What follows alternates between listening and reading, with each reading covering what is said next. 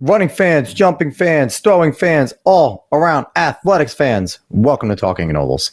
How's everybody doing out there? Thursday, October 3rd, 2024, episode number 108. Dave, I felt like we would never make it to today. I know. It feels like it's been like 9 weeks since we've done a show. Trying week with many things, but we are here and we are pumped. And I'm just pumped because we are at the point of the New Jersey cross-country season. Yeah, where things are starting to get real. We have short coaches. The Bowdoin meet. The Bowdoin was awesome. Bowdoin was great. Yeah, Bowdoin was awesome. And now we got Manalapan freaking showed out in Bowdoin, man. Wow, Clay did his thing. Like even on the ladies side, it was. I mean, CBA was obviously great. It's great to see Westfield still representing and running with a great squad, even though losing so many guys. Coach Tefelsky does a tremendous job there. And pride there in Westfield, you cannot deny that pride down there. We're going to see some things, I think, this weekend at short coaches. I mean, some schools aren't going, but it's usually a pretty good meter early on to kind of see where the athletes are. I get why some teams don't go, but at the same time, if you're a team, like if you get to go to Homedale a good amount, you get to practice at Homedale a good amount. I get it. You don't want to sit there and do it again. It's grueling. Right. If you're not at Homedale a lot, this is a great opportunity to get that pre-run. And really, it's if you don't get the chance to drive over there and do it, okay, let's work that first hill. Let's work the bowl. Let's do that downhill. And it's just a strategy race. More than it's where you're placing, this is get everyone that is competing on varsity to figure it out. Yeah, so, and it's good to just kind of gauge where you're at as a team, as an individual, and but I still expect to see people. We're going to see fast times. But we're also going to see people that maybe don't run as great here, who are just rounding into shape, training through, who are going to come back at the end. So it's a good gauge. It's not the end all, but it's always a fun meet here in New Jersey just to kind of see where everyone is. And here we go. Season's underway. Let's get into our fun stuff here. Wherever you're watching from, we appreciate it. If you're watching on X, Facebook, YouTube, thank you very much. If you're on YouTube, smash that like button, subscribe, share the show. If you're on X, give us a repost and follow us there. Facebook, share us and follow us there. And as always, spreading this word of mouth is the biggest way that we will grow, and we will get to have our guests tell their awesome stories more and more and more. And as I do weekly, and I will continue to, it's getting closer. This is crazy that, it seems like we started saying this like 2-3 months ago when Adam announced it, but Adam Nalvin, our buddy, 3rd annual River Rock and Run 5K is on Saturday, November 16th. You could still sign up. It is a 5K race, and you can either partner up. There's a cool baton that you get to keep, and you can hand that off with 2 people, or you can run it solo. Either way, all the proceeds go to Monmouth and Ocean County Food Bank right before Thanksgiving to make sure that, families that need it will get fed. Plus, you get rewarded with some good food, some good drinks at the end. So definitely go over there, sign up if you're in Jersey, and support a great race and a great cause. Last week, which seems like a year ago now, we had lots of fun. We had, a former athlete of yours, a former athlete of mine, friends of ours, Cassandra Polaview on the show, formerly Cassandra Rusco, the most decorated distance runner in Stockton University history. Yes. And, future Hall of Famer there. She's being inducted, which we are super proud of her. And we heard a great story. She's an amazing girl, and we just can't be happier for her. So go back and listen to that. Listen to 2 coaches proud of their athlete and forcing her to talk about herself and making it fun there. So, but this week, a week we thought would never come, but we're pumped. And what's cool about our guest today, normally Dave or I go seeking out our guests, and we ask them to come on, and a bunch of them are gracious enough to say yes. But we were pumped because we got an email from this woman, and she was representing an athlete, and little did we know that the athlete she was representing is a freaking monster, like a multi-event endurance athlete that you're going to have to hear it because she's incredible. But then when you talk to her, meet her, she's the sweetest person you are going to meet. So we're excited to bring her on. She is Jennifer Comfort. She is an Ironman, a coach, and a multi-time, triathlete and things like that, doing all that fun stuff. 20 years of running. We're pumped. What's up, Jennifer? Hi, thanks for having me. You're laughing at my intro, calling you an absolute monster. Yes, I'm cracking up. I mean, your track record, the races you run, and I definitely want to give you the chance to talk about all this. Because I think 100%. one of the things that we always pride ourselves on, and we're going to jump right into it with you, is getting the stories of all the athletes and people we have on, and your path to getting to the point of becoming a runner and, then eventually a multi-athlete and then eventually an Ironman. Like, the Ironman is the pinnacle of athletics, if we're being quite honest. Like, you could be a marathon runner and great at that. You could be like, but the Ironman, to be able to say I crossed that line in under 14 hours is insane for what you have to do. And when we get into it, we'll kind of explain what an Ironman is for people who don't know as well. But Jennifer, we're going to ask you the same question we ask everyone to start the show. What was the spark? And I want to have two sparks here. What was the spark to, number one, get you to want to be a runner? And number two, what went off in your brain to be like, you know what? I'm doing this running thing. Let me add biking and swimming and do the longest possible distances I can for all of them. Well, I guess I'll start with my background just a little bit briefly. Yeah, sure. I did run some track when I was a little kid. I was probably like 5 or 6 or 7. I don't know. Here I'm in southeastern Washington State, so it's a desert over here. We're about 3.5 hours from Seattle, so our summers are hot. I mean, we're 100 plus. And I remember being down at that stadium and running laps and hills and being a little kid, and it was fun, but it was kind of just recreational. And then I played soccer growing up. Which involves running, but I was more of a soccer player. We love stealing like midfielders and making them middle distance runners, because midfielders make amazing middle distance runners. Yes, they do. You sit there and you can find that center mid and you're looking at them, you're going 800. You can run a sub too. Get on this track team. Like, that's so funny. I was a center midfielder. There you go. So, which reminds me, I did run track in middle school. Oh my gosh. And I ran the 400 and 800. So I can imagine your center mid, middle school times as a center mid running. You were probably right around like 75, 70 as a middle schooler, and then probably right around 3 minutes, 250, 3 minutes, 240-ish, 240-ish. I don't know. Honestly, I have no idea. I have no idea whatsoever. We're just spitballing here. I'll take what you guys say. There you go. And then in college, I just continued to just do little 5Ks, maybe even 10Ks with my roommates, but totally just for fun. We didn't even time ourselves. It was just completely for fun. And then I kind of fell out of athletics for a while when I was in graduate school, went through some things, and I wasn't exercising. I wasn't a very healthy person at all. I was very unhealthy. And I found my way back to running and triathlon too, after my first child. So in 2005, almost 20 years ago. So you were someone, because it's crazy to think that, looking at your accomplishments, like we've seen your sheet of the races you run, and, it's not like you just go and run at these races. Like we've seen first or second female in age group, first or second overall champion. It's not like you're just going and finishing races. You are competing in these races. So to hear, it's inspirational to a chubby guy like me, thinking hey, maybe one day I can go back to being, I don't have to stay a non-athletic regular person the rest of my life. No, you can, Alex. I'm in the journey now. I'm down 62 pounds, Alex. Are you going to start competing again? I haven't even run yet. Let's see Masters. I want to see Masters. I got an e-bike and I just ride it to work back at home every day, and it 10, 12 miles every day. And it's been great. Just feeling better. So keep going with that. Sorry for that. I just needed to be it's incredible to even think that. Yeah. Well, I'm glad you brought that up, Alex, because when I started my first triathlon, I was terrible. I was not very good. I was doggy paddling in the water. I was on a bike that was it was not a race bike. It was not even it was something I found in my parents' garage. I don't know what the heck it was. The old Huffy. Literally, it was something from Walmart or Kmart or wherever back then, and it probably weighed 100 pounds.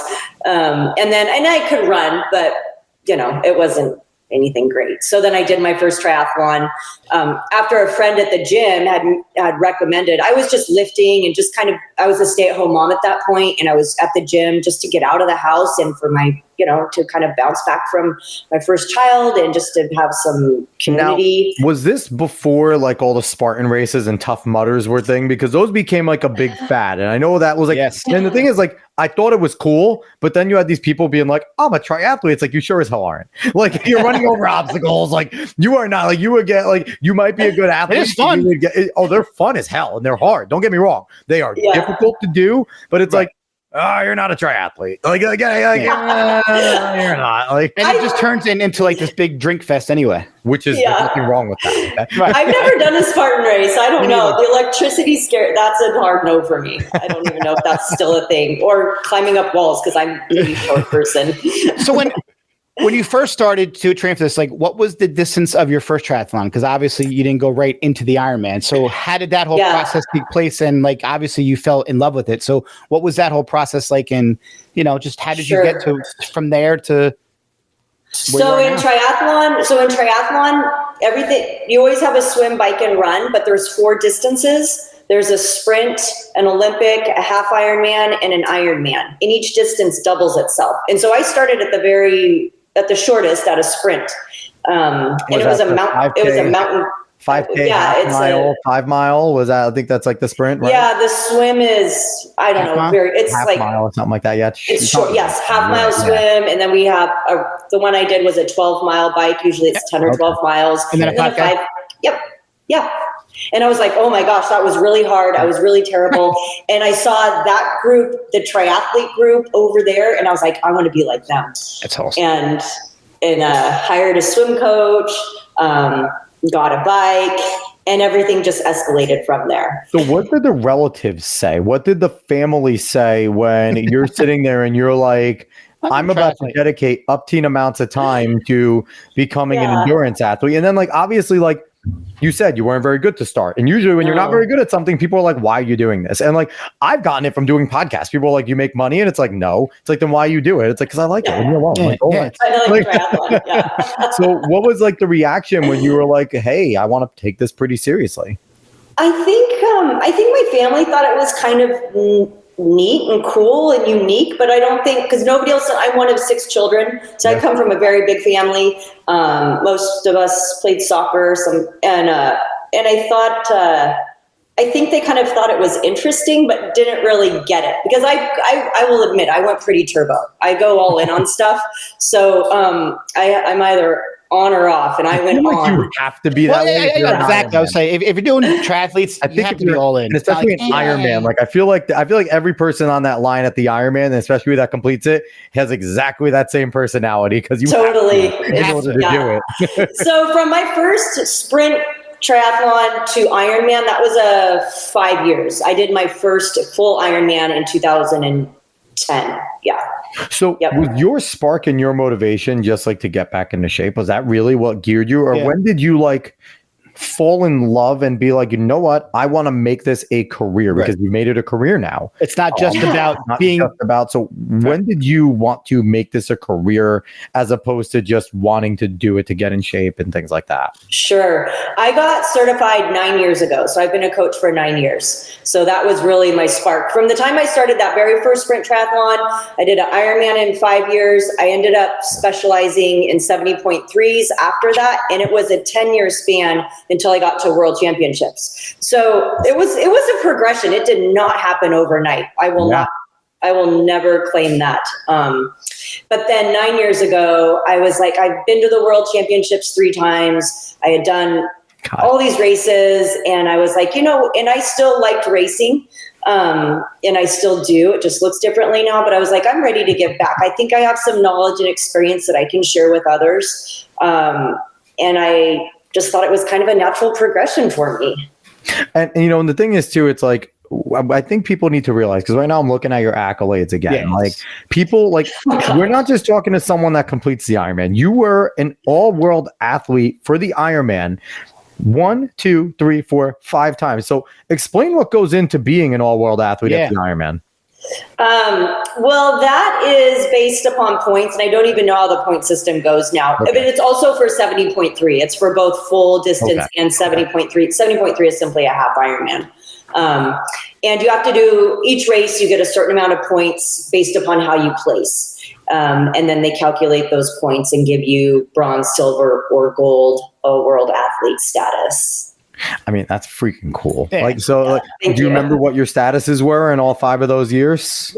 No, I don't know any. I forget. I don't even know anymore. I would just be pumped to even be qualified for that. Like, that's freaking awesome. So I'd be pumped just to do one Ironman, one triathlon sprint. Yeah, let alone Ironman. You could do it. Yeah, I have no doubt, Dave. You could do it. I'm sure I could, but it takes like the amount of. I just want to get that set back for a second. How much time do you spend every day on training when you're training for an Ironman? Like, how much dedication and time does it really take? Because I can imagine I know just like training for a 5K in cross country takes a solid amount of time. I can't imagine Ironman. And do you do multiple disciplines on one day, or do you just kind of pick different events for each day? I'm fascinated. Not to overcomplicate it, but totally depends on so many factors, on an athlete's background, and what they need to work on. Cycling legs take about 3 to 5 years to like really develop well. If you're not from a cycling background, if an athlete comes to me and they're from a cycling background, then they're going to be spending more time probably in the pool or running. But very, very generically speaking, yes, most days you're doing 2 disciplines, probably like a morning and an afternoon, or a morning and a lunch. And one of those might be a strength workout even. And then there's different periodizations of the training program too, right? Sometimes in the season, some weeks are going to be longer than other weeks. So, I mean, anywhere from, I would say 8 hours up to, you could go 10, 12, 15, 20, 25 even.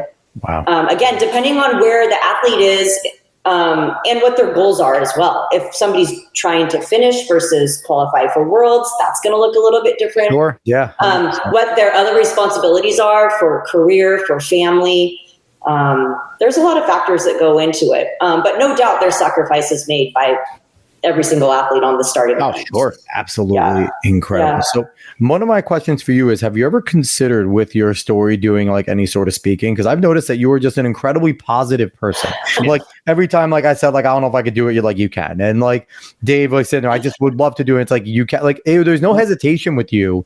And I feel like your story, like just going to like, speaking to like even like high level athletes, collegiate athletes and things like that, because it would resonate with so many people that even at that level, that because, part of it is, a good amount of what you guys do is mental. Yeah. Because we talked a little pre-show, like I admire your mental fortitude even more than your physical ability, because 100%. When you're doing an Ironman, you're 10 plus hours of doing things, the half Ironman, 5-6 hours of doing your event, 7 hours. There's a lot of time to sit there and go, screw this. Like, what am I doing? Like, there was a whole lot of time to do that. And, I just recollect, like, I went through that doing 5Ks and things like that. So it's like in a much shorter span, I was willing to give up on things, and I'm happy I didn't. But like, your mental fortitude is crazy. How much training do you have to do mentally? Because I'd imagine that the training isn't just physical. The training is figuring out things about yourself, right?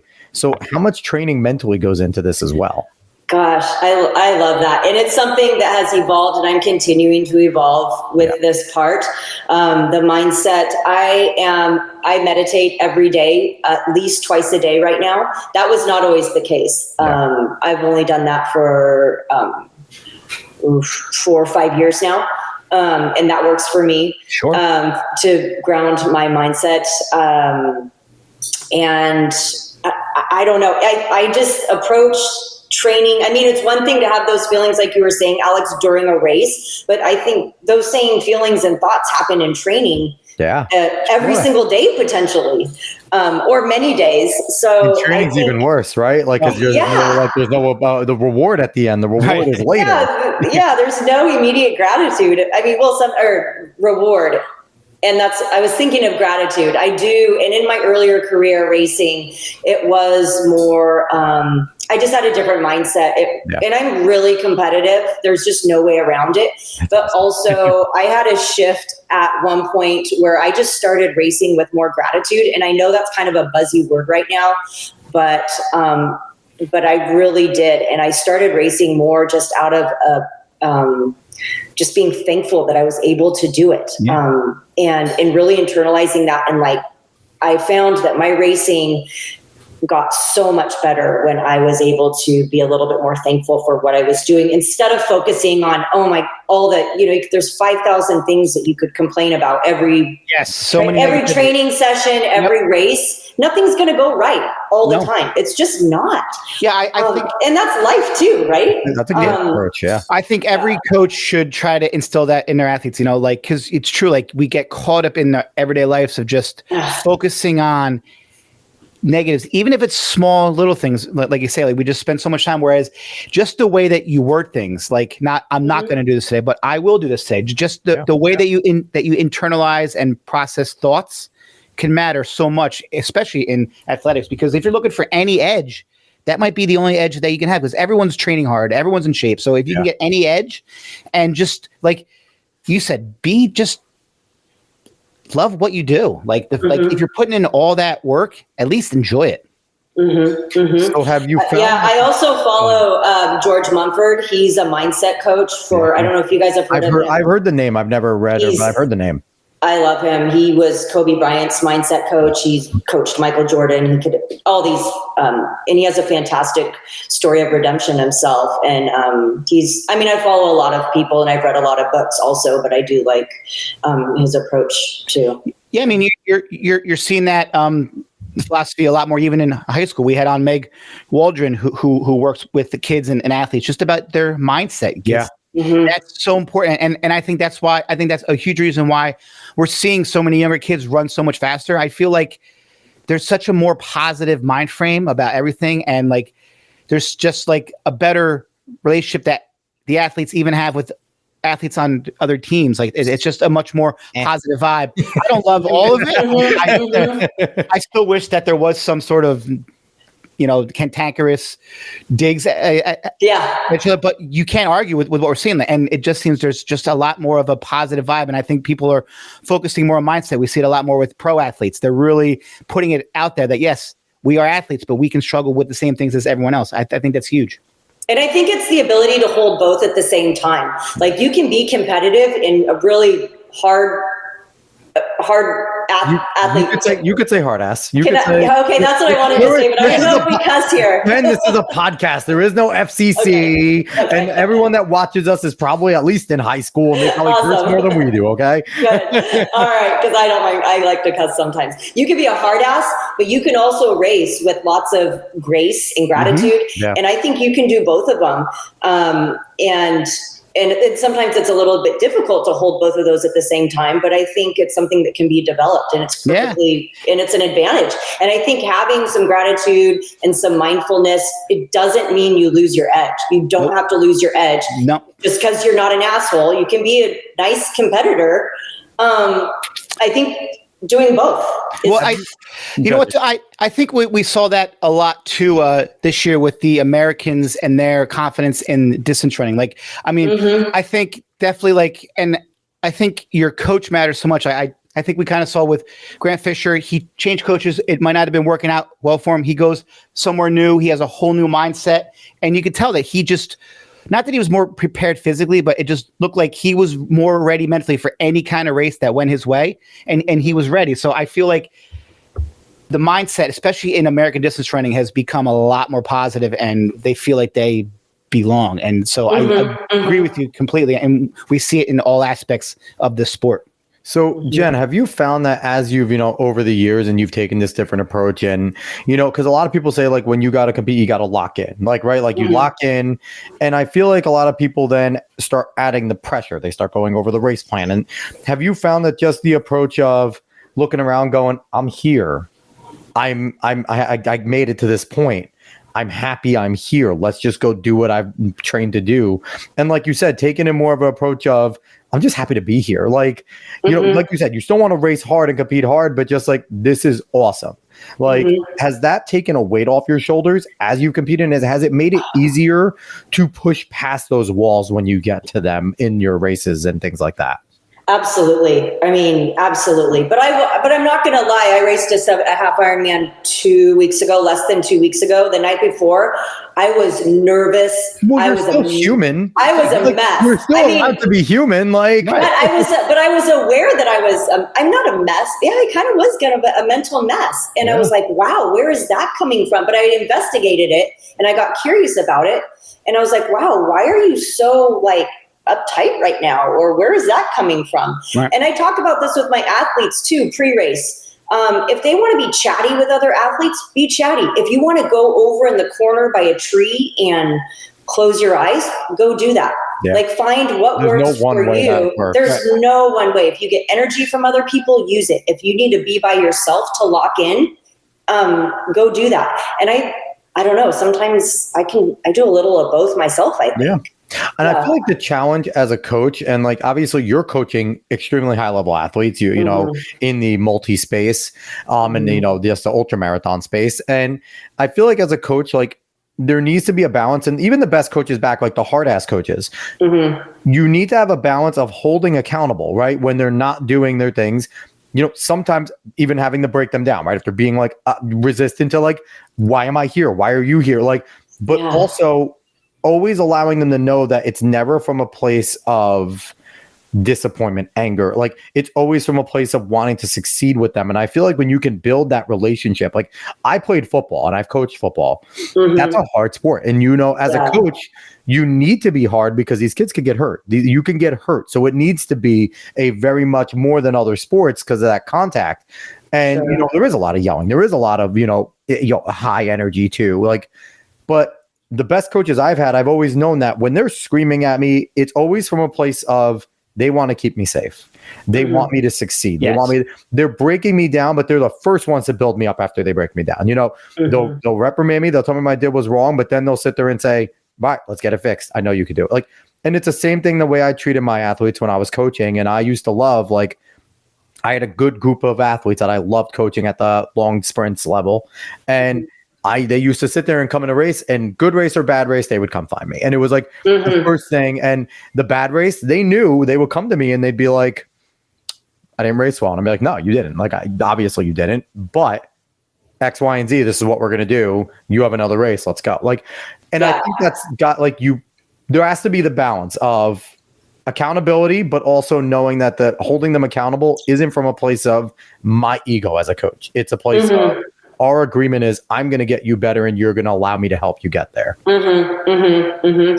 also, what are we going to learn from that race that didn't go how we wanted it to? I mean, not to be cliche, but there's always, and learning is a positive, right? Even in good races that like you run successful, how many, and especially like if you're going in longer races, like how many mistakes did I make it here? Like was I where I needed to be here? Like, and there's always so much to learn from every time you ever compete in athletics in general. Absolutely. Yeah. I've been racing for 19 years and I tell my athletes, I still learn something every single race. Every single race. I do something good and I do something that I learn from and I probably don't do again. Do you have anyone following you with the drone while you're competing so you can like game film yourself? I wish. That would be awesome. That would be nice. Do you, because you had so much success as an athlete yourself, did you find that made it harder to coach because you expected every athlete to put in the time that you did? Because I know some people who have great success as athletes have a hard time understanding that, like, well, just do it like this. I did it that way, you know, like, so why are you not willing to put in the time? Like, right. But I feel like because you didn't start off, like you said, as the best of the best, maybe you have a better understanding of the whole process so you can fill your athletes in with that. So do you feel that because you had to go through the process and put in the work yourself, has that benefited you and made you better as a coach? I would like to think so. And right now my athletes range from beginners to world championship qualifiers in endurance sports and winners. And the newbies, the new people, I love coaching them actually, because it does bring me back to when I started. And I remember going in the open water and crying. Literally crying.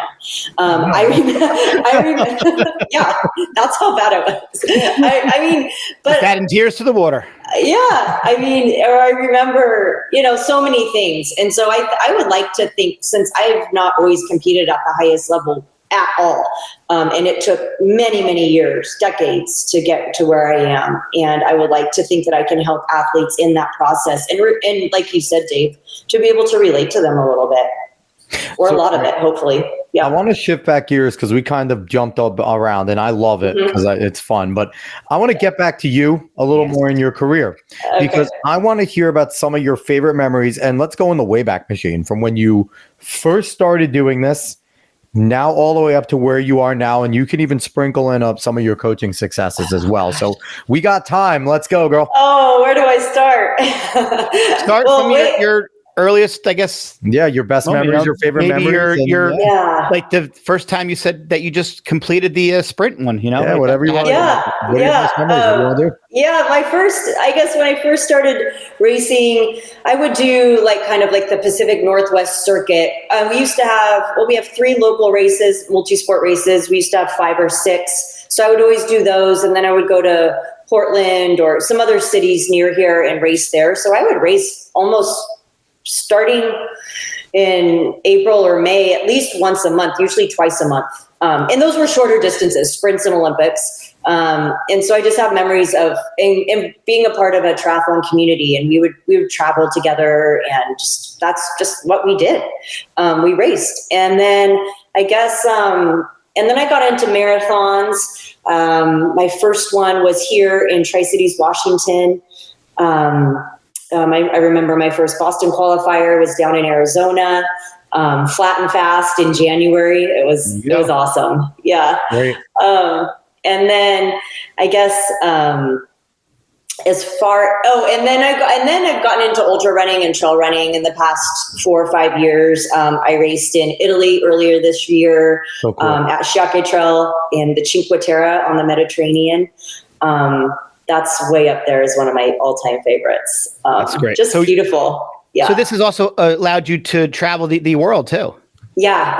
And then for triathlon, I've been to Nice, France. I've been to Mooloolaba, Australia, Hawaii, Miami. I've been all over the world. So it has allowed me to see the world. Do you ever find yourself just admiring scenery while you're competing at all these gorgeous places? You have to. As you're sitting there, do you find yourself because everyone that's ever ran or done any of these things knows that every once in a while you just get into that mode where you're just moving. The arms are going, your pace is there, and you don't feel much. Have you found yourself that's called the runner's high, right? Like you get the runner's high. Have you ever found yourself getting to that point and looking around as you're on a mountain somewhere in Nice, and you're just this is awesome. Amazing. What am I doing? Yeah, this is really happening. I mean, I tear up and or cry often when I run, just out of pure joy. I am so, it's that runner's high.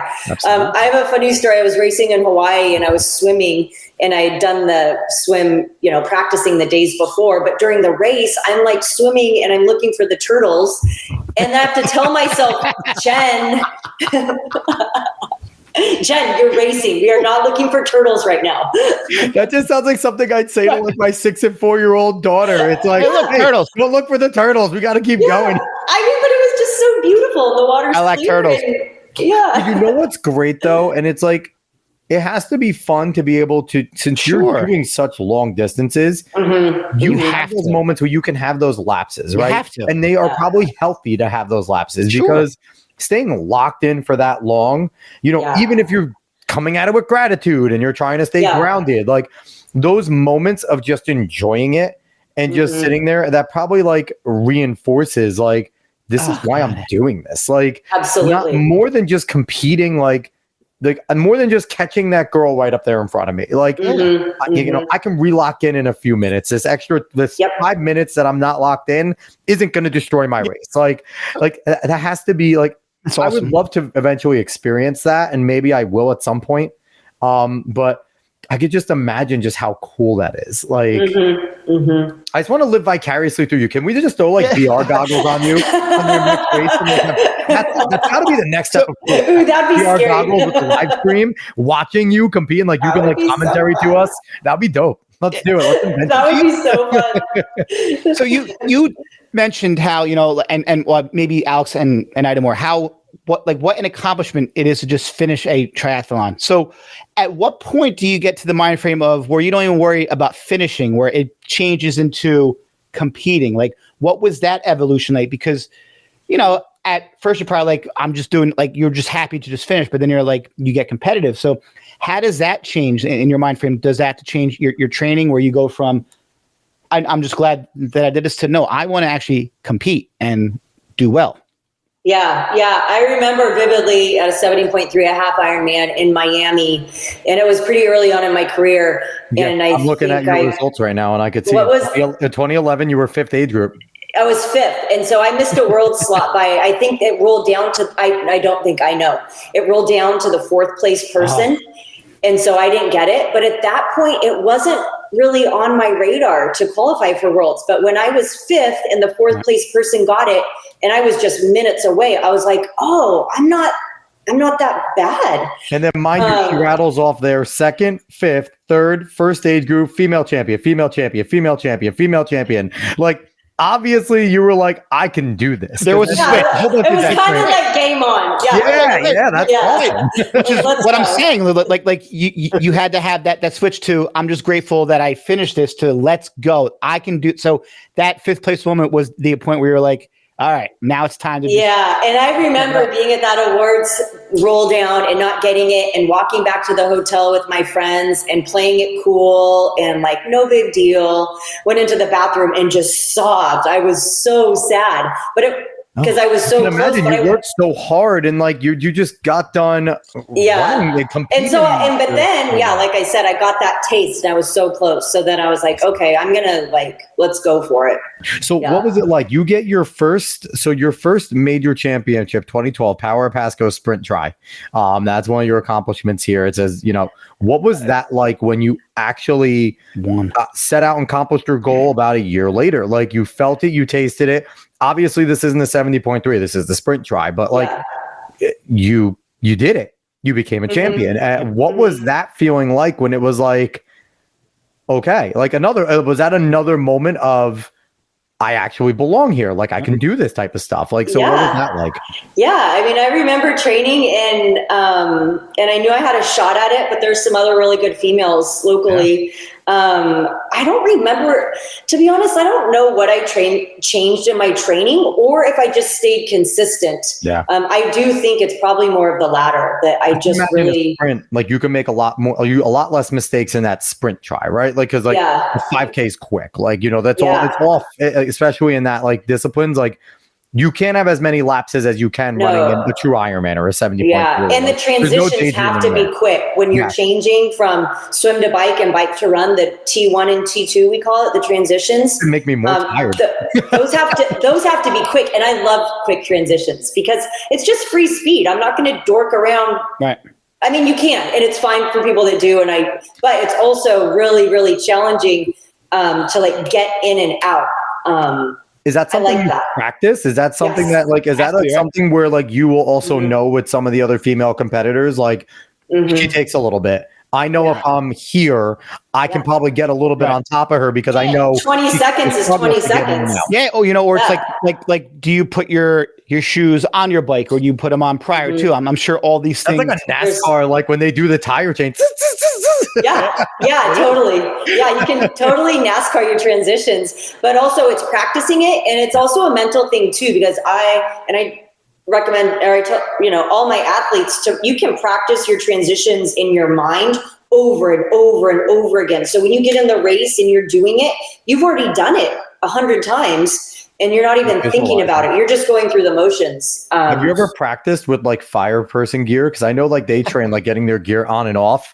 Like I feel like because they like I actually when I'm a driving instructor, and like some of the kids that I train are like firemen and stuff. They're like 16, 17, and they say like part of it is they get trained and they get timed on their gear, how quickly they get it on and off, because you have to get on, like, it's all heavy, the 50-pound sack. Like, I feel like that would be like a cool challenge for you guys because it's heavier. So if you can get that stuff on and off quickly, like the other stuff, obviously it's different because you're not sopping wet, right? Trying to get off the wetsuit that's clinging to you. And right. Like we do. Triathletes practice it. Yeah, we practice transition. I mean, not all, but a lot of us we practice transitions like in real life in training. There's also one workout that I love. It's called I don't even know what the name of it is, but you run and bike like just multiple times back and forth. You just run, you bike, and then you run, you bike, and then you run, like 3 or 4 or 5 or 6 times, shorter distances, but you're just practicing your transitions over and over and over for like 1.5 up to 2 hours. I can imagine the higher level you get, the more important that becomes. Right? If you're just doing it, and like I can imagine your transition as you were coming into this, and it's like when you first did it, you were just kind of like, let's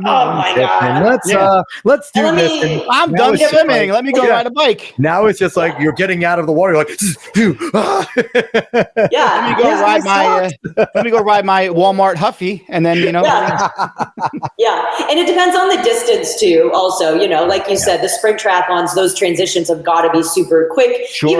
Even half Ironmans and Ironmans, though, the higher level, if you're competing for a world slot or an age group podium, you're not going to F around in transition. Well, because you know, in like all training and racing, you do want to keep contact with the people that you know you're going to be close to, right? So if your transition is too slow, now you have to work extra hard to get back in contact with that person that maybe I compete with them. They beat me every once in a while, but we know we push each other, and they're not going to give me an inch. They're not going to wait for me. So and they're thinking the same thing. Like, totally. I know Jennifer's a quick transitioner. I need to get quick too, because you want to be next to each other because you work hard, but at the same time, it's like, if you ain't next to me, I'm just going to dust you. Like, you got to earn the right. So that's it's so fun.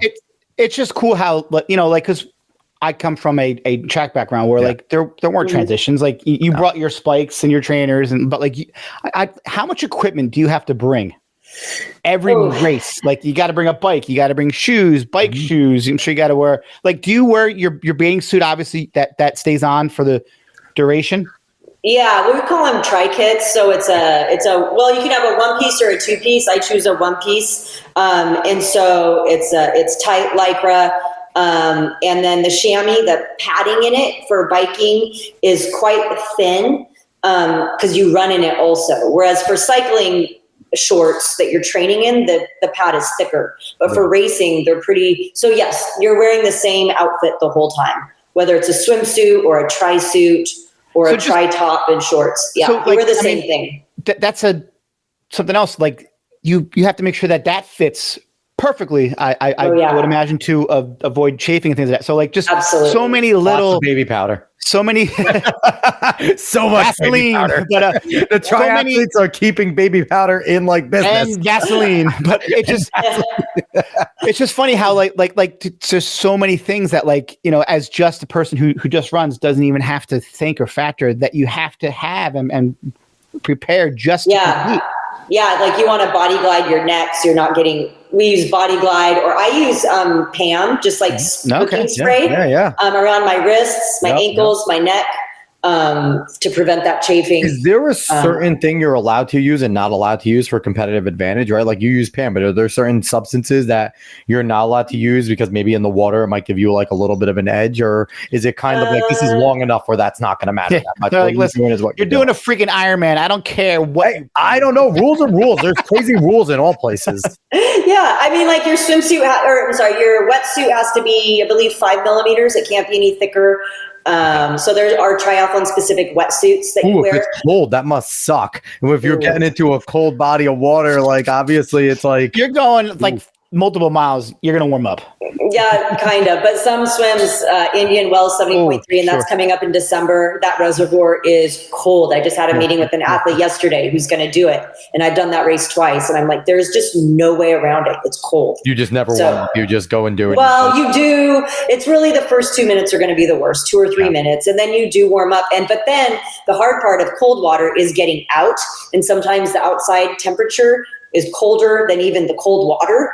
And so trying to get your bike gear on, actually just in the race a couple of weeks ago in transition, my hands weren't working very well because they were, and it wasn't even cold water. I mean, you find a need to stretch every once in a while? I dropped my bike. Yeah.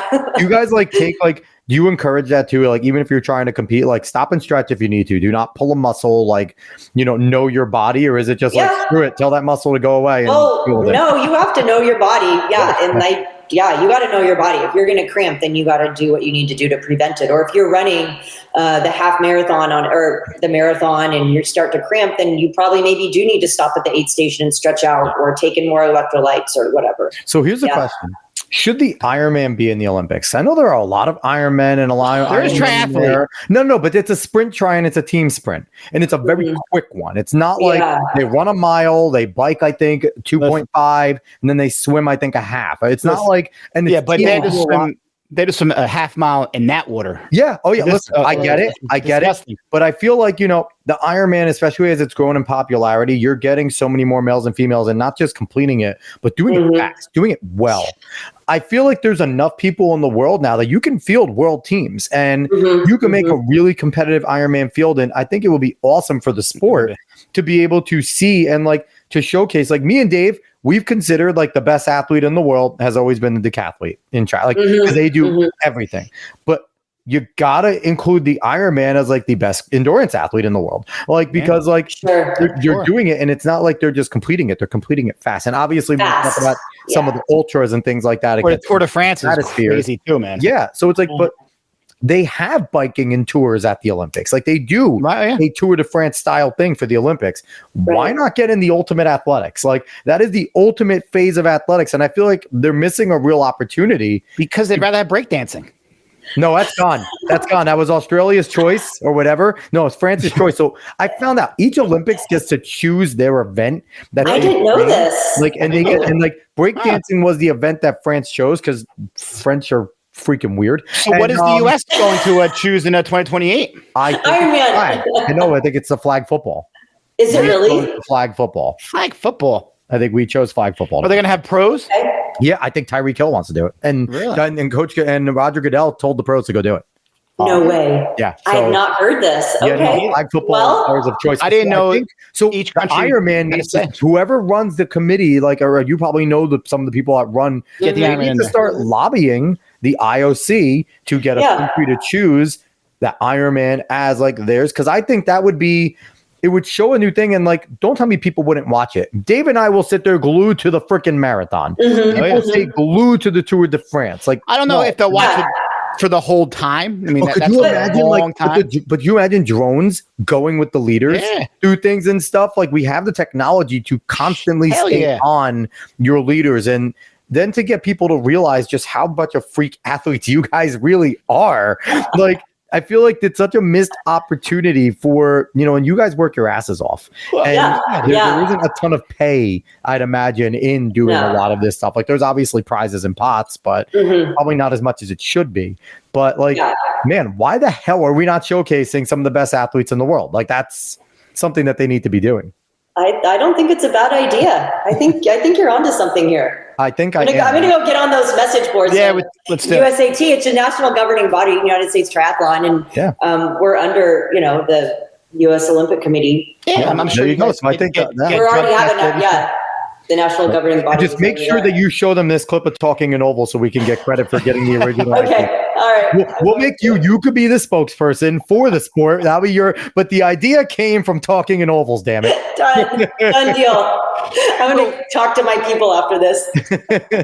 So I want to talk to you about something that you talked about on our pre-show. You were coaching an athlete who just did a 10-time Ironman. Can you just explain this craziness that you told us about? Because I'm still wrapping my head around what exactly that he did and the fact that he won. Can you just explain the amount of time that this person spent competing? Yes. So it's called a DECA. I'm still getting over it myself, and I didn't even do it. It was at the start of September. Just a month ago. The start of September. We're at the start of September. It's at the start of September. And it just ended yesterday. No. so just kind of explain exactly. I mean, it's 10 Ironmans, but just can explain how it's done and just what a ridiculous accomplishment that. Sure, because Ironman's not long enough, so we go into ultra triathlon, and this was the longest triathlon in the United States. It happened in Lake Ottawa, Wisconsin, which is actually very beautiful, and the weather was just fantastic. So there's a few different formats for ultra triathlon. You can do 1 per day, so 1 Ironman per day, and repeat that for 5 days, for 10 days. My athlete chose to do what we call a continuous. So he did all of his swim, 24 miles, all of his bike, 1,120 miles, and then 10 marathons, 262 miles. He completed it in 11 and a half days. That's crazy. The cutoff was 14 days. That's about like almost 1 per day for 10 days. That's insane. That is. How do you swim 24 miles straight? How? It took him 17 hours and 4 minutes, maybe 3 minutes, but 17 hours and change. So you as the coach, how much were you like decision making wise? Like, was there a real like long conversation about how to tackle this, his strengths, and if he'd be better off doing it Ironman, or one discipline at a time? Like, what were the conversations going back and forth? Because there obviously had to be game planning, because you don't just make that decision to go and bike 2,000 miles and run 200 straight. Like, that is gearing up. Like, oh. Well, let me tell you what. So, and he won't even, his name is Luke Sweet. I would like to give him full credit. Shout out, Luke. Absolutely. He's a wonderful, Luke, we need your story. Person. Let's go. Let's get you on here at some point, Luke. You should. Yeah. He's amazing. Anybody who does 10 straight Ironmans. His journey started 4 years ago. He just started Ironman 4 years ago. And he's doing 10 Ironmans straight. Okay. Yes, because his first Ironman was during COVID, got canceled. I think his first Ironman was 2021. Wow. And then it's just progressed. And so he did, it like progressed like that. And so then he actually did a double first. So he did a single, and he comes from an ultra running background, very accomplished ultra runner. And then he went to a double, and they call them anvils because Ironman is a trademarked name. Okay. Because these are, but we can say iron distance, or we can say Ironman. I don't care. I don't care either. They might sue us, but no. Listen, they're not getting anything out of this show. Hey, Rocky said it best. Sue me for what? Right? Yeah. Anyway, so he did a double Ironman, and then last year he did a quintuple, which is a 5-time, and he did it continuous. So all the swim, all the bike, all the run. So go back to your original question. That's just kind of the progression that he chose to do and wanted to do, as far as doing it a continuous instead of a 1 per day. Okay. And he had to, of course, lots of training and lots of support from his family, and just a lot of everything. That guy must be absolutely shredded. He is. Yeah. And he actually, on this training cycle, he built muscle while training for this DECA. I don't know, upped his protein and calories and strength trained on top of all of the endurance that he's doing 20 hours minimum per week. I feel in swim, bike, run. Be studied, because I feel like you guys don't have any lactic acid buildup. Like, I feel like it just does not happen. Like, because or you guys have trained your body enough where it's like, we don't want this anymore. Go away, lactic acid. I don't know. It's insane to think that the physical body can actually do what any of you accomplish, especially him doing it. But him and the DECA, talk about mindset. I mean, man, that is. Are you guys allowed to listen to music at all while you do it? In a normal Ironman, you're not allowed to. In this one, yes, you could. He did very minimally. Not on the bike, of course, just because that's a safety issue. But on the run, you can. But he didn't very much, actually. I would just listen to Motorin' the whole time. Motorin'. on a repeat. Like, that would be my motivation. I tell you what, out on that course, there was music, but it was singing, because some of the athletes are making up songs while we're running and walking. I mean, it gets wacky out there. It gets 10 straight Ironmans. Yeah, your mind has to. I mean, I couldn't imagine a few beers. Like, I need to drink a little to keep going. Like, it's just unfathomable to me that's even like a possibility. Like, just an Ironman itself is a ridiculous accomplishment. Like, the human body just absolutely amazes me. Like, when you think we reach a certain level, like someone's like 10, and then you told us that there's a race where they do 30. Can you still hear me? Yeah, we can hear you. Can you hear us? Are we gone? Yep. I think Jen lost us. I was going so well. It was going great. Let's see. Let's private chat here. I can't hear right now. Oh, can you hear me? We can hear you. Yes. Can you hear us? Yes. Thank you. Sorry about that. No, that's okay. That's okay. Siri started talking to me, and sorry about that. Does he plan on doing this 30 coming up, or is that a goal of his eventually? So there is a 30 going on in Italy right now as we 30. Speak. A 30. Does he plan on trying it at some point? I do not know. He's in recovery right now for a minimum of 3 months, pretty much. That's it? Yeah. 3 months? That's it? I'd have to recover for the rest of my life if I did 10 Ironman in a row. Like, honestly, you have to like gurney me away from there after like one Ironman. All right, Jen. So here's a question. We have this at 10 Ironman, and now there's a 30.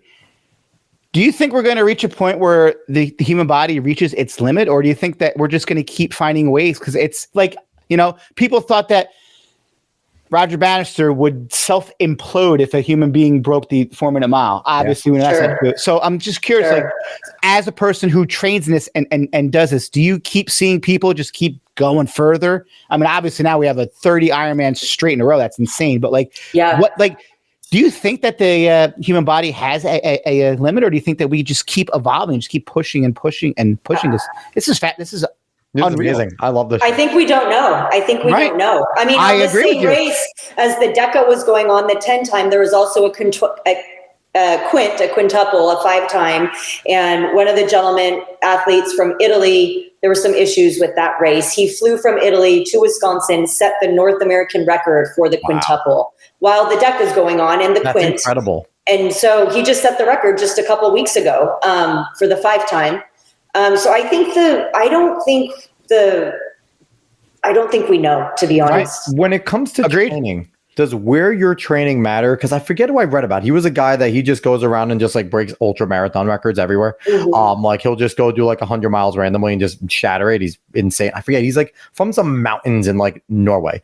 Like I forget. I read about this guy. Like, does where you grow up, where you're training matter? Like, because like, do people naturally, because of their environment, have like a higher VO2 max and things like that, or like, or is it just something where it's like a mindset of like, regardless of where you are, if you start training your ass off, you can get to a certain level? I would like to think the latter. That if I think there is some genetic predisposition. Of course, there's some talent. There's talent. There has to be. Thing. Like you are obviously a talented endurance runner to accomplish what you've done, and I could train. Some people could train their asses off and but to be able, and because it's mental, physical, you need both. Yeah, you need all aspects. Nutrition, it's everything. Everything. Yeah. But as far as like a perfect place or in the world or geography or elevation level, I don't know. Because I know runners, like distance runners go to Colorado because they love training at altitude. Or Flagstaff. Obviously in the Alps and things like that. I've heard of like so many athletes going out to the Alps and training because like that's like just the difference that you're getting there. Because then when you come back down to sea level, you're at such a different, like it's an advantage. Have you found that training at those certain places has helped you, or do you go to specific places to train for specific things at times that you think give you an advantage? I wish. I'll tell something I learned that didn't work was just for me personally, the ultra I did over in Italy earlier this year, I trained the hills where I live. No, they were not. Or I trained the mountains where I live. They were hills compared to what was going on in Europe. And I found the same thing in cycling too. When I raced over in Nice, France, I trained all the hills I could where I live. And I thought I was pretty well trained up. And then I get over hills, there. Right. I trained hills, not mountains. Those are mountains. Over there, those are mountains. Which is crazy to think the Tour de France, right? Like it doesn't look as steep as it is. Like it's crazy. So I think I was at a disadvantage because of where, well, I don't know. I think I would have trained differently or gone somewhere else if I was trying to, win even racing at a higher level than I was, even though it was the World Championships for the race in Nice, for example, but it still was not adequate mountain training for the course. So it definitely can have an effect. Yeah, I think so. Because then the Europeans, like in the trail, in the ultra, they're just like, especially the downhills, actually the descents are where, for me, I'm just not a good descender. They're like running too. It's harder on the knees. Like you don't. Yeah, they're just like prancing down the descents, and I'm like sidestepping the cobblestones because I don't want to break an ankle. Oh my God. Yeah, I would be terrified.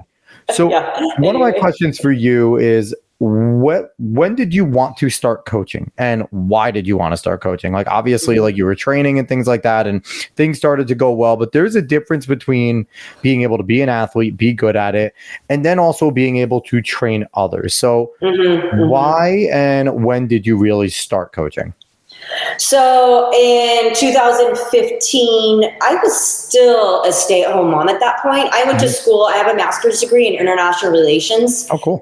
Concentration in peace and justice studies. And so I was you should be over here in New York working at the UN. Well, that was my plan. Okay, yeah. Actually, I was totally going to go to the UN or State Department, or I was in CIA interviews for intelligence. So and that was kind of overall being a badass for your whole life. Your goal was always to just be a badass. I don't know. I mean, I don't know. I can't. You're so humble. But I do like to do things, to the full extent. And so that was kind of what I thought my career path was. Yeah. And then I got married and had a child like right away. And so I couldn't, those career paths didn't make sense at that time for me. And then that's when I got into triathlon and running, ultra running. And then 2015 was when I just decided I was still a stay-at-home mom, and I'd been racing for so long, and it was great. But I'd reached enough success. And that's when I was like, okay, I think I can give back to other people at this point. And I felt like I had something to give at that point from my experience. So that's when I went, and I went down to Utah and went to in-person training. I'm a USAT, United States Triathlon certified coach. And then we re-up our certifications every 2 years. So I've done that ever since. I worked for 3 other coaching companies before I branched out on my own. Honestly, like, I think that, like, just from talking to you now, I could see you being an incredible coach, because you obviously have the knowledge of the sport. You know what it takes to get to a high level, right? Like, but you've also, like Dave alluded to earlier, like, you didn't start off coming into this with a boatload of talent. It's not like you came in and you hit the wall running. Like, you had to work at it. You had to understand and learn your craft and work hard. And, and I think like, and just hearing the way you talk about the sport, you obviously study it, and you want to make yourself better, and you're still competing. I think that also helps as well, that you're still in it. So it's not like it's coming from someone who's like Dave or I, who's just like, we used to do this. Like, it's so I could just see you just being someone who is very easy to be coached, be coached by. Yeah, well, thank you. And I've gone back and forth about competing myself and coaching. At first, I thought I had to compete at a highest level, world class, to be a good coach. I really thought that. See Dave shaking his head. Like, that's not true, right? No. Some of the best coaches. It's not. That's such a fallacy. Yeah. It's wrong. I mean, some of the best coaches were just like not good at all at their sport, or just not, like, you have to you understand it though. Like, there's a difference. Even if you look like pro levels, how many coaches were great players? They were like, most of them aren't college players who started coaching and then worked their way up. Like, I think it's almost harder when you do excel at something, because it's hard to coach people who maybe don't have that same talent. You're like, just do it. Like, you really have to.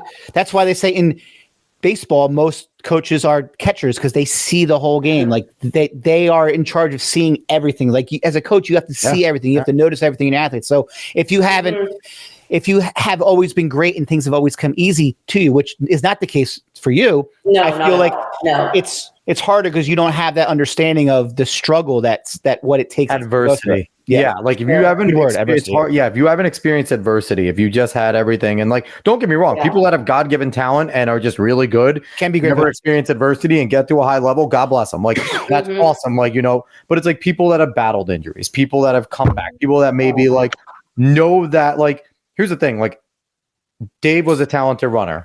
I know I was a talented runner. I battled injuries and my mental edge left. Like, there was just no other way of explaining it. College, my mental edge was gone. When as a younger runner, I would see a back and I would say, I'm going to get him.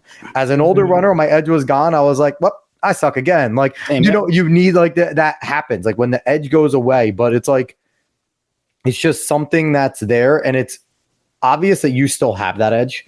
But then when you become a coach, the edge comes back for your athletes. Like, you're not doing it anymore. And like I've said before, and you probably said this, you were probably happier for your athlete who just won the 10 than you most of the other races that you've won and competed in, because it's like, we've worked our asses off. We know what you could do, and now you did it. And it's like, being a part of those things is always special. And I've said, I've gotten more out of being a coach than I ever did out of being an athlete. 100%. Absolutely. Yeah. And my athlete success, it means way more than my own personal success right now. And I'm, like I said earlier, I'm still competitive. Like I'm a competitive person, but I throw everything into my athletes. And that's why I evolved my racing, and got into ultra running and kind of gave triathlon a little break. Even I went so far as 2 years ago, I got into bodybuilding, which is not like opposite of endurance, because I just wanted to try something different. It's a whole nother sport. Yeah. But I wanted to just like see, and I was getting injured too. I've been through so many injuries, which I think also, I don't know if you guys can relate, that also helps me coach, because I've done so many things wrong as an athlete, like so many stupid things. 100%. It's because you can look at them and relate to the athletes. If they're going through an injury, you can give them your story, because it's so much easier when you can come down to their level and relate, right? Like I had ankle problems, and I had it all throughout my career. I had 2 surgeries. And it's like, when you're looking at an athlete with a surgery, you can look at them and go, this was my mistake. And mine was always, I came back. I healed quick, but I would come back too quickly. And it's at Dave knows. Dave used to watch me get hurt in one race and then not even take a week off, come back, run, and compete. Like, I never gave myself a break. Advil was my best friend. I can relate to that. So it's like, but it's like, then you can pass that experience. And as an adult and as a person that's done it, you can look at your athlete in high school and go, I promise you have time. I promise you have time. You don't feel like you need to do it now. And rest is good. You don't have to do it all in once. You know, it's got to be controlled. And I think that's also, you know, it definitely helps when you have that experience and you can relate to your athletes. And absolutely. And just to be more empathetic and go back to that mindset. I've had injuries that they have made me downright depressed. I mean, really low. Really, really low, like any athlete. So, when that happens to my athletes, and a lot of, especially my adult athletes, it's holding them back from themselves instead of pushing them. You know what? Very good point, because you deal probably mostly with adults. Yeah. Right. Yeah, I do coach soccer in high school as well. Okay. Nice. But you can tell. I was actually watching clips of that today, because I love those. But mostly out. My point is, you can tell the huge difference between adults and high school kids. Like you said, like, just there's probably more motivation in an adult because they are choosing to do this and they lived life. So like they have made this choice. Whereas kids, you have to work more on the motivation factor and get them going. Whereas an adult, it's like I'm choosing this. Like I'm paying you as a coach. Like this is what I want to do. Whereas high school, it's like they don't really know. They're out for the team. So that's cool. That at least you probably get to deal with people every day who want to be there and want to put in the work. And that makes your job much more exhilarating and exciting as a coach. Like, yes. My adult athletes are very motivated overall. They're very motivated, sometimes too motivated, which I can relate to. And then you're getting injured or you're burning out. And so, so it's regulating that a little bit with my adult athletes for sure. So I just want to shift gears for our last little topic, because I think that we've alluded to a lot of this stuff, but I really want to get into, just for a little bit. I don't want to spend a ton of time because you've been gracious. You've given us over an hour and I love it. Oh, God. It's been fantastic. But you have alluded a lot to just like mindset, things like what has becoming an endurance athlete done for you mentally? Because, it seems like, and just from talking to you and like what you gave to us and like when we asked you some questions, it seems like you have used this all as a form of therapy in a lot of ways. Like that you have really been able to, like you talked about, being gracious, being mindful. And it seems like it's turned you into that person. Yeah, it's carried over into all aspects. Carried over into your life and your athletes. So how have you used running and being a multi-athlete? And have you used it as a form of therapy? And what has it done for you as a person? What have you found out about yourself and things like that? Great question. Oh, such a good question. I don't even know where to start with this. I think as a person, I've always struggled with depression and like clinical depression in the past and anxiety. So I have, and I wasn't even aware of it for so many years. I didn't have very good self-awareness. My emotional intelligence was really low. Like, and as an adult, like F minus. Right? Like you just grind. Like you just tell yourself, like, oh, I'm just in a slump. I'm gonna grind. I'm in a slump. I'll get through it. And I just gotta. Even as an endurance athlete, I just ground and ground and ground. Yeah. And I don't know how. I think I used to use endurance as an escape from those issues in life. And now I use it honestly just to celebrate life. Like, it just makes me so happy to be outside running, like so happy. And I think, and it's taken, again, almost 2 decades to evolve and to get to that place. Lots of, have you had a specific like breaking point or kind of like rock bottom moment, even at, like you said, you were using it as an escape as opposed to a source of enjoyment? Was there like a rock bottom moment? Because like you experienced success pretty early on. Like you were competing and then you locked in and you started to really compete at a high level in a lot of your races. So it's not like you were sitting there and like, oh, I'm 200th, oh, I'm 100th, oh, I'm in, like, you were competing and you were successful. And a lot of people will equate success with happiness, right? But, when happiness is fleeting, you want to be content. You don't want to be happy. You want to be content. You want to be satisfied. Like, there's a difference in a lot of that. So was there a time, like, do you have a specific moment where you found yourself still competing, still working your ass off, still winning, still doing well, but just at the lowest of low? And like, how did you snap yourself out of that and get yourself into that moment of, no, this is awesome. I have legs. I can run. I'm talented. Like, when did that snap into you? It happened right when I started coaching. So I went to Lake Tahoe. I got first age group. I was at the top of my game. I was succeeding in my races, and I was miserable. I was so miserable. I was abusing alcohol so much because I did everything, and I was really good at it too. And the thing is, it's like one of our buddies, we had him on this show, Adam Vess at Marist. He was a really talented runner, national champion in high school and things like that. He did a whole paper on why endurance athletes and great athletes drink, because it simulates that endurance high that you get when you're drunk. Absolutely. And so like I'd imagine that's similar to why you were abusing alcohol at the time, because it's a similar high to when you're really getting into that moment of training. Yep. Yeah. And so, but it was just, so in hindsight, I don't know how I did it. I mean, I was competing at a high level. I was drinking at a very high level. Beer fest style. And then 2 or 3 weeks later, after getting that world championship slot, first place age group, I self-checked myself. I put myself into rehab.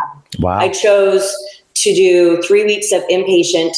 And so that was pretty low. I mean, that was freaking embarrassing. I mean, I hated myself. I was so ashamed. Like, I had so much shame, and it's still difficult to talk about, but I can now. And I think I should share that with other people that may be experiencing that. You can never tell. You really can't, with your personality and just with how you approach and how you attack things with such positivity. Like, and that's the thing too. And I think like you could be an inspirational person to a lot of people because everyone's fighting a battle and you don't know what it is. And I feel like your story, the fact that like, just everything that we've heard today, like, I'm serious. You need to be a public speaker. Like, oh my gosh, I don't know about that. I have a meditation for public speaking that I listen to before I speak. I mean, it's like, but just going from like, I'm out of shape and I want to get in shape. Like, I had a child, I want to get in shape. And just from getting in shape to now I want to compete at a high level and going through success, but not enjoying it. And now like to see where you are now, and I'm inspired. I want to go work out. It's going to last for a night, and tomorrow I'm going to go back to not doing it. But I want to. Yeah. And I think also I'll mention one more thing. Part of my abuse of alcohol was that I did lose one of my very best friends. He was running the Chicago Marathon and died running the marathon. Oh my God. In 2001. We weren't exclusive, but we had been friends since we were born. Our families are still best friends. And we were kind of a little something else, but he passed away. And so that sent me into a spiral also. So I was using alcohol to deal with that grief. And so, but also today, that's one of the reasons why I am genuinely thankful to be here, why running and multi-sport, but really running too is something that keeps me connected to him, to his memory, and to celebrate just being here. Because that grief was just, I wasn't coping. I did not cope with it very well at all. I'm actually lucky to be alive. And I really mean that. It was ugly. I hear you.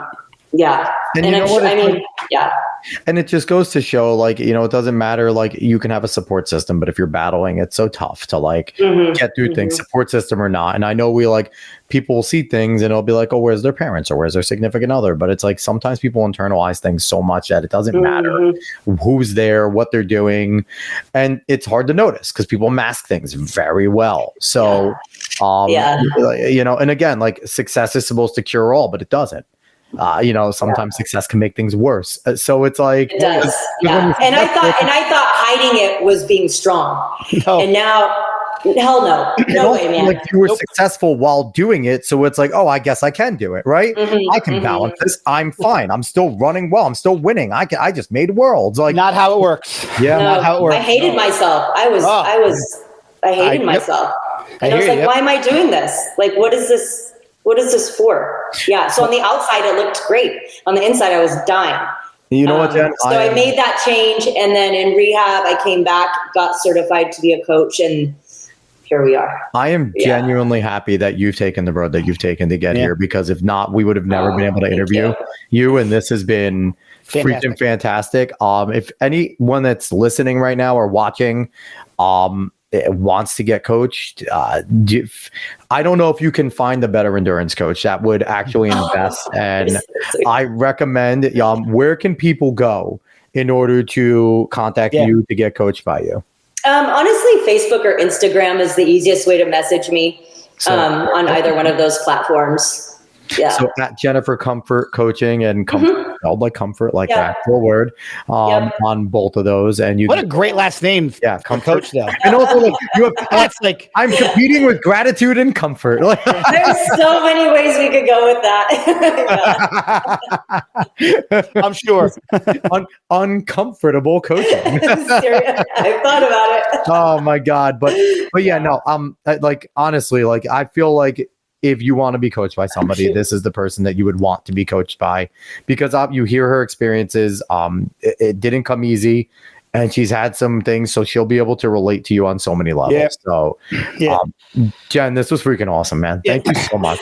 Jen, thank you so much for having me. I just want to say, like, not many people come back from some of the struggles that you've been through, and the fact that you're able to come back. And I think my favorite part of this interview was the end here, where you talked about you should have been the happiest that you've been in your whole life, but you were miserable because there was, because of your mindset and your mind frame. And that led you to go down avenues that you probably thought that you would never go down, but then you're there but you worked out of it. To me, the self-awareness that you have is key. I see it in a lot of people that I know. It's the most important attribute that I think that we can have as humans, is to be self-aware and to allow yourself to feel how you feel and to accept that you're in that moment feeling that certain way. So kudos to you. Your journey is amazing. But I think the fact that you overcame that might be the thing that you should be most proud of, because that's a huge accomplishment. Thank you. And I love that, at the end here, like, this is, more than just a tracker and running show right now. Like, this is for anybody listening, that if you know somebody that you think may be battling, just fast forward to the end of this, because you're never alone. There's a way out. You're never alone. There's always a way out.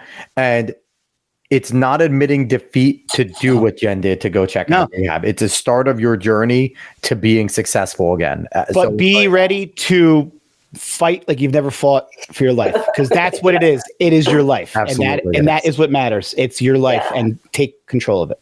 So absolutely. Once again, she's Jennifer Comfort. Overall, fantastic athlete, obviously a great coach, and somebody who, I'm happy to have met you. And, I think we're going to continue to be friends from here, because this was fantastic. I loved it. So definitely, if you want to get in contact with Jennifer, you want to get coached by her, which I highly recommend, go find her on Facebook again, at Jennifer Comfort Coaching, and on Instagram at Jennifer Comfort Coaching.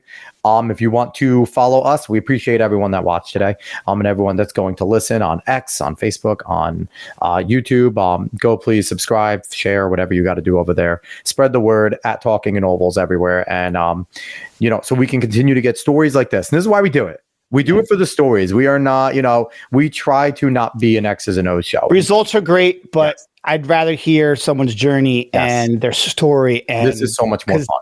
This is and you know what? This is great because it inspires us every week to just want to keep doing this. And I'm so happy we did it on Thursday. We made it. Your story is inspiring me to make sure that I do the right things every single day. Definitely. So thank you. So we appreciate everyone out there. We obviously appreciate Jennifer, Dave. We'll be back next week. Well, it's quick now. We'll be back in a few days. You get bonus, but we appreciate everyone that came back and watched. Obviously it's not our normal day, but we'll be back on schedule. We'll be back on Monday in a few short days, and we appreciate everybody out there. So have a great day. Have a great time of it, and so long, everybody.